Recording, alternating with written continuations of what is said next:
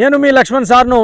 ఇగో చూడండి, మరి యొక్క అద్భుతమైన చెట్టును మీకు పరిచయం చేయబోతున్నాను.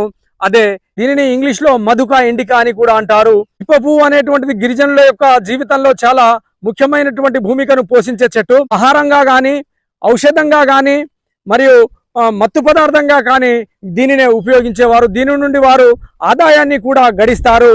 అదే ఇప్ప చెట్టు. ఆదిలాబాద్ వారు తయారు చేసినటువంటి లడ్డూను మన ప్రధాని మోడీ గారే మెచ్చుకొని దానికి ఇతర దేశాల్లో సరఫరా చేసే విధంగా వారికి ప్రోత్సాహాన్ని ఇస్తున్నారు. నేను చిన్నప్పుడు చూశాను ఈ పప్పులను. మళ్ళీ ఇదిగో వీటి నుంచే ఇవి మొగ్గలు. ఇవన్నీ ప్రతి మొగ్గ నుండి ఒక్కొక్క ఇప్ప పువ్వు వస్తుంది. చూడండి ఎన్ని ఇప్ప పువ్వులు.